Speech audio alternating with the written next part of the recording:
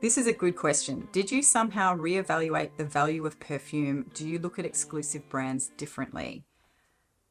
Did I reevaluate the value of perfume? Yes, I did. Very much so. And I kind of already knew this going in, but there is part of me, whenever I get caught up in the idea of a particular perfume, it's being hyped, or maybe it's a new release by one of my favorite perfumers, or whatever, for whatever the reason, there is part of me, the completely illogical fantasy part of me, that thinks, or that somehow believes that if I get that perfume, it's going to somehow transform me or my life in some way. Perfume has the ability to lift my mood. It has the ability to make me feel a certain way, or to help me feel a certain way. And so I think it's that aspect that I find really difficult to overcome when trying to separate the fantasy of what my life might look like if I wear this perfume versus just how I'm feeling when I wear the perfume. Does that make sense? So buying Parfum 51 from Roger for $700 a bottle might make me feel happy in the sense of I really enjoy the scent, and it might be quite an uplifting scent, or it might be very summery and make me think of, having cocktails on the beach or something like that. But the reality is, it's not going to make me into a rich person. Right? I'm not going to be that beautiful person standing in the cocktail bar on the really swanky section of, Noosa Beach or something, wearing all white linen. I can be a person in that bar wearing all white linen and drinking a cocktail, but I'm not going to be the fantasy person that I think that person is. And that is the difference between enjoying how a perfume smells on me and how it affects my mood, or how it might suit a certain scenario, because the reality is no one cares. No one's noticing my perfume. I mean, some people might notice it. If they notice it, the most they're going to notice is she smells nice. It's not like people are going to be fawning all over me, wanting me to tell them in great detail the notes of my perfume. No one's asking me to give them a perfume review when we're standing in a cocktail bar. I got off on a tangent, but yes, the no buy year really changed. It gave me separation from those two very similar concepts, right? This is the thing about perfume versus I think anything else, because perfume has this effect on people. It has, you're able to associate memories with a scent. And it just has this really strong connection to our emotions. And that is a physical thing. It's how our brains receive information about smell that's different from any other sensation of touch, sight, sound, whatever. The way our brains receive this information is so different to the other senses. And so it does actually have a very strong link to emotions and memories. Your perfume just makes you feel a certain way when you wear it. It brings up certain things for you, but it's not actually changing your life, and it's not making you into this fantasy person that you think you're going to be if you wear it. So we just need to separate those two things, or I do at least. That's how logically I know that my perfume is not going to make me into this rich person who gets to swan around in swanky bars, drinking cocktails all day long. Not that I really want to be that person anyway. I think that's an image that I keep talking about and using, but it's not actually how I want to live my life, right? I'd actually rather be at the gym or walking my dog. But I guess it's that whole idea of having this perfect lifestyle, but nothing is perfect. And even if you were that person living that lifestyle, being in that swanky bar probably wouldn't be that exciting to you at the end of the day, because you do it so much. Anyway, so that's just something that I learned about myself. To answer the question, or to bring all of that ramble back and answer the question, yes, it did change how I value perfume, because I know that I can appreciate a really beautiful perfume. I can appreciate the scenario in which I imagine I might wear that perfume, but it's not going to actually change my life. And in fact, spending a lot of money on a really expensive perfume is probably going to make me feel really bad, unless I really, really love it and I want to wear it all the time. Do I look at does it make me look at exclusive brands differently? Yeah, I mean, I think this all ties into that same thing, right? I mean, I think I don't feel as much of a need to wear the exclusive brand. If somebody had asked me at the beginning of the year, would I buy a bottle of 51 Parfum from Roger, I probably would have said Yes, at some point, but not now. I don't think I would. It's a beautiful perfume. I really like it, but I just don't think it's worth the money that I would have to spend to actually acquire it. That is my perception of value. Other people may feel differently about that perfume or others, and that's fine. But for me, no, it doesn't, perfume doesn't glamorize my life as much as I thought it did a year ago. And that also in itself kind of sucks because it makes the whole thing less exciting. It makes that initial joy and excitement of discovering something new and beautiful more fleeting to me. And in some ways that I find that really disappointing. Yes, I've learned to appreciate the things that I have more, but I now have this lens of reality cast over everything that I encounter. And that's a good thing, right? It helps me, it's going to help me in the future to live a life within my means and probably be more comfortable later in life, even though that realization, it's kind of like when you first found out that Santa Claus wasn't real. In a way, you kind of knew it wasn't real, but just that realization or the confirmation that he's not real kind of takes a little bit of the glimmer off Christmas a little bit, you know? Or at least it did for me in that first Christmas that I found out. It's kind of the same thing, just the adult version. The realization that a perfume is not going to transform your life into a fantasy. Deep down, we know it, but there is part of us that when we think about these images of how we're going to be or what we're going to be like when we wear this perfume, I think that's really what gets us over the line. That's what marketing is. I feel like I ended that question on a bit of a downer, but anyway, moving on. Which perfume was the most painful not to buy? That's an easy one. Shalimar Millesime Tonka, because it was limited edition. However, I got the shock of my life, not last week, but the week before, when I got a message from one of my friends on Instagram.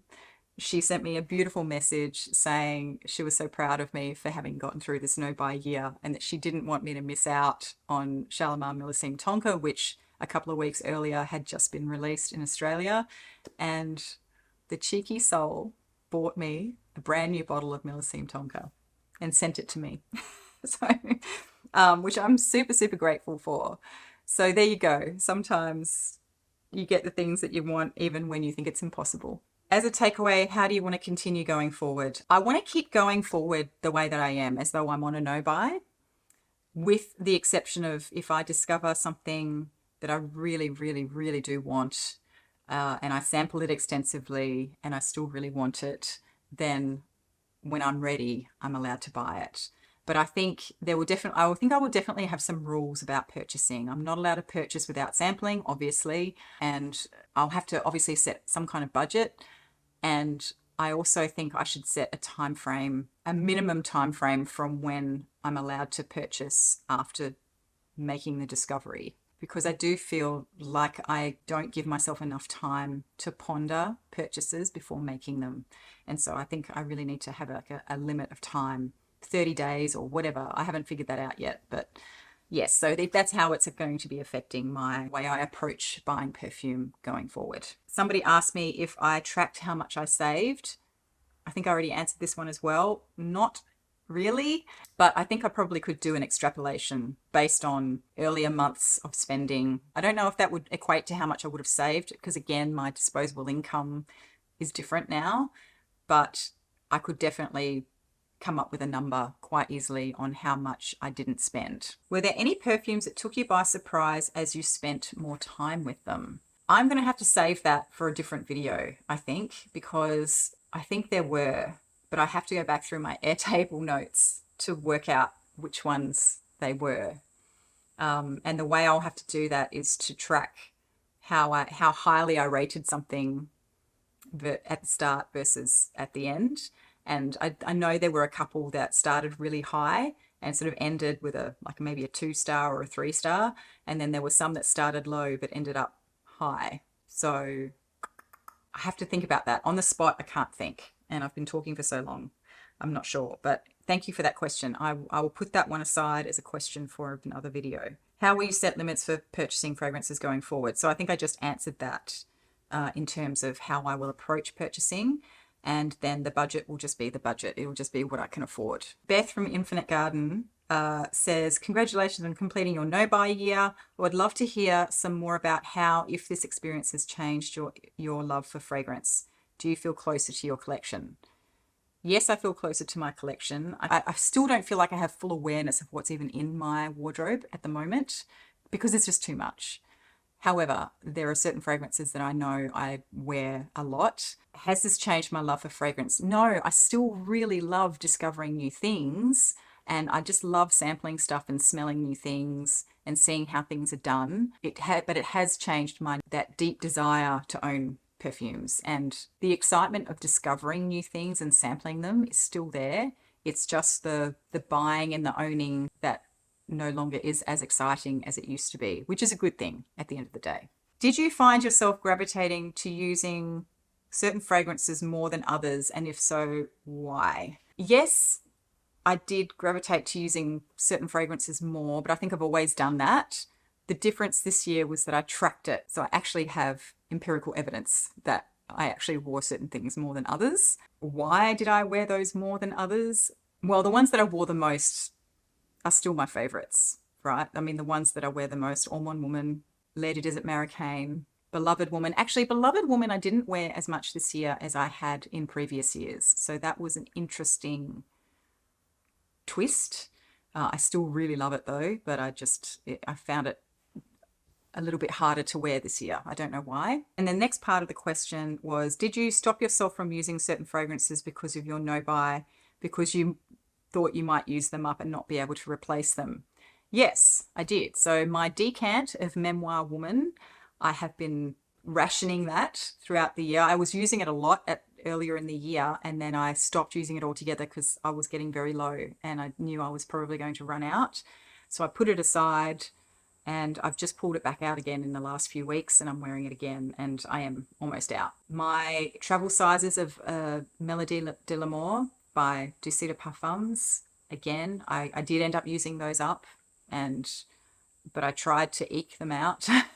Then the other one I put aside was Panthea Iris by Stéphane Humbert Lucas, because I really ripped through the first half of that bottle, and I was really worried that I was going to run out. So, and the other thing with that as well was that the perfumery that I bought that from stopped stocking Stéphane Humbert Lucas fragrances, and for a brief moment I was in a panic thinking, oh no, I can't even get another bottle now. Even if I run out in 2023 after my no-buy is over, I won't be able to get another bottle of this. And then, as it turns out, a different perfumery has picked up the distribution. So thank goodness we can still get Stéphane Humbert Lucas fragrances in Australia. But yes, that was definitely one that came to mind that I know I was rationing. Earlier in the year, I was rationing my decant of Ombre Narguile by Hermes, but I don't have to do that anymore because Matt bought me a bottle of that for my birthday. Look, I think that's it, really. I mean, I have so much perfume that there aren't that many that I felt I was in danger of running out of. Thank you for the questions, though.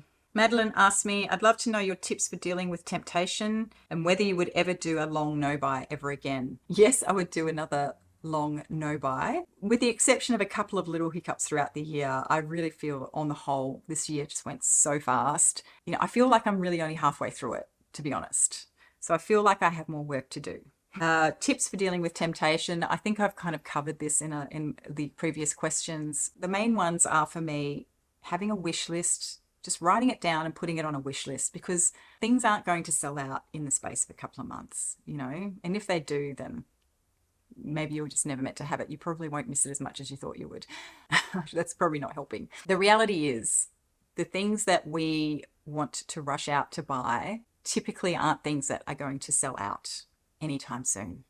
So just write it down, put it on a wish list, put it aside, come back to it in 24 hours, come back to it in 3 days, come back to it in 2 weeks, come back to it in a month, and see how you really feel about it. And the other thing for me is that when I'm feeling really tempted about something, it's a sign for me to come down here and play around with the perfumes that I already have, because chances are I will be rediscovering things that have been buried in the back of a drawer somewhere that I really love, and it'll just be like shopping for something new all over again. This is a really good question. Has the no-buy affected the way that you are spending and budgeting more broadly than just within your perfume collection?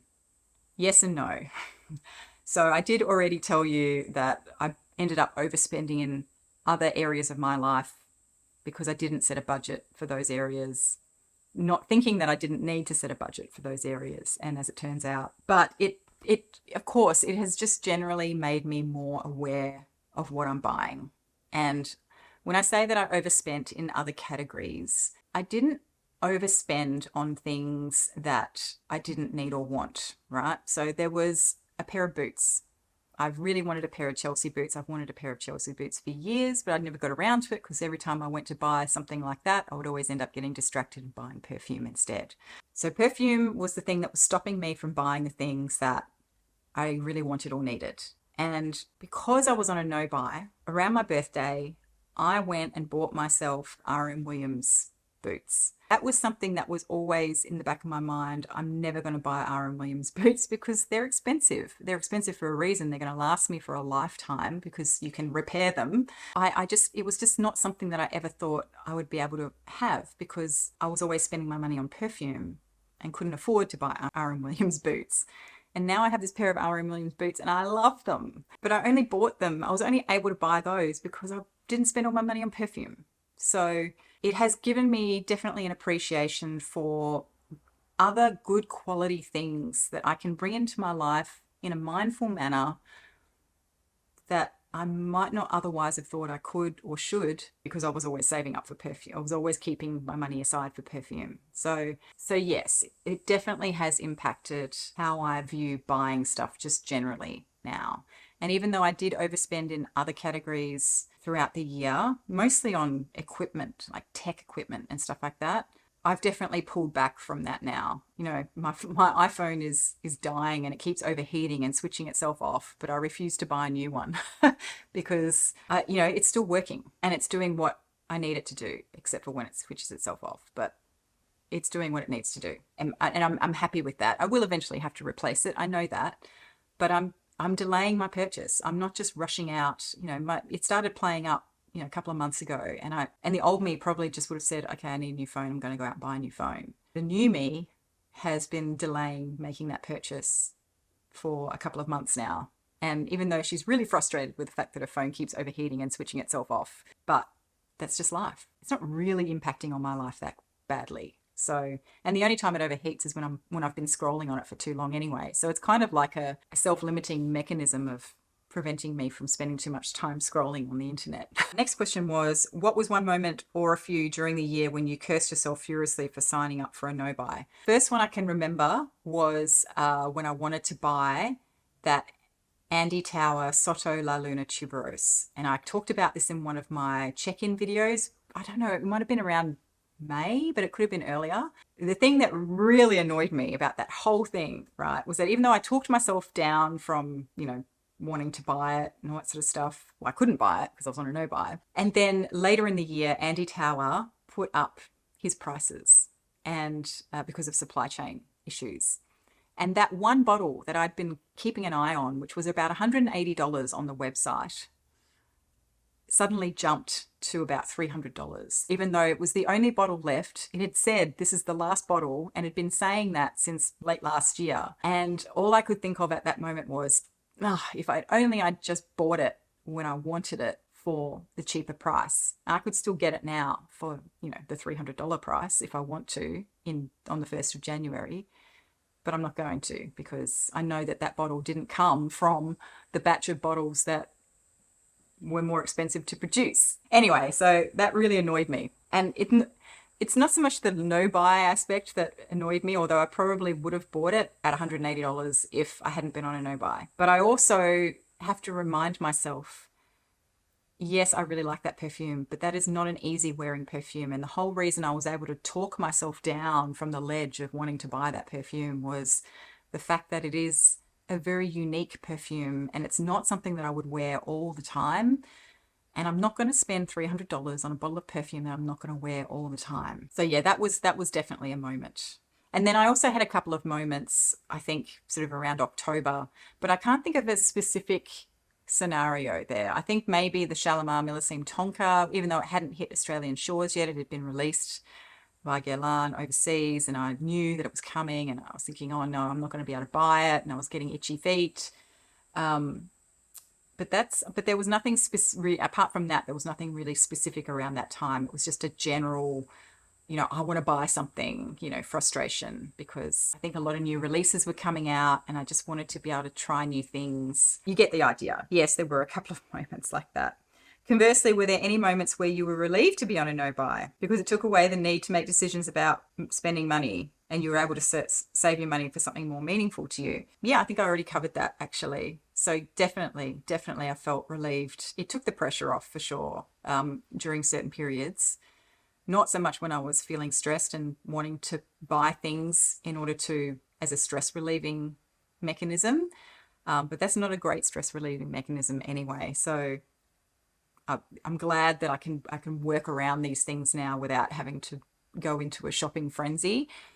But yeah, I loved, I think I talked about this in one of my check-ins earlier in the year. I loved the feeling of scrolling through the Facebook groups and seeing all the perfumes that people were selling and knowing that I couldn't buy any of them, but just being really curious about the things that were coming up and things that were being sold.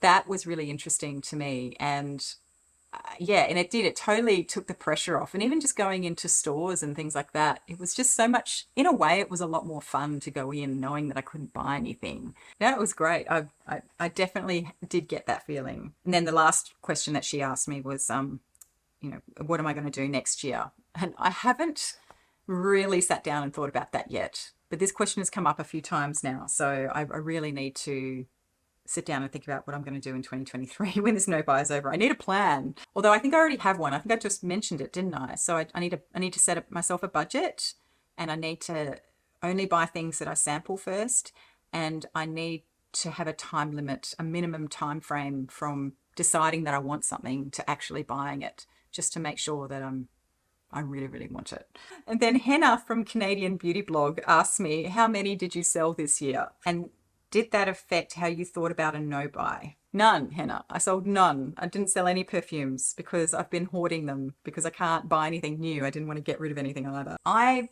thought the no buy was going to give me more perspective on things that I could let go of.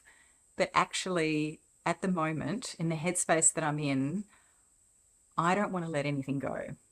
I don't necessarily want to add new things, but I'm not prepared to let anything go right now. So I'm just kind of in this no man's land at the moment of just wanting to keep the status quo, and I'm okay with that. The last couple of questions are sort of general perfume questions. The best Bianchi, best Francesca Bianchi perfume. I haven't tried all the Francesca Bianchi perfumes. I've only tried a few, and the one that I own that's my favorite is Sex and the Sea Neroli. But I have a feeling that I would really like the musk one that she released this year, but I have not yet tried it because I've been on a no buy and I can't get samples of that. I think I can now, but it was several months before I was able to get samples of that.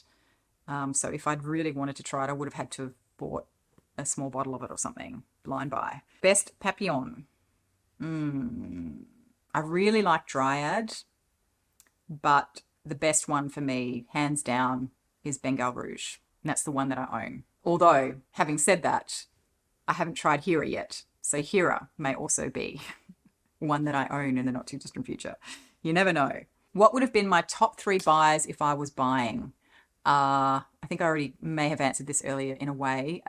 Probably would have been Precious Forest by Kiko Micheri, Memoir by Amouage, Tuberose and Moss by Rogue Perfumery. Will I be having another sale? Have I really sold that many perfumes? I didn't think that maybe sometime in 2023, I'll start selling down some perfumes from my wardrobe, but I'm, as I said many times already, I'm not really there yet. Okay, well, that was a very long-winded, rambly video, so I'm going to leave it there. My battery's dying right as we speak, so I'm going to leave it there. This has been really long, lots of questions. Thank you so much for all the questions. I really appreciate it. I guess I'll see you in 2023. Have a safe and happy new year, and see you in the next one. Bye.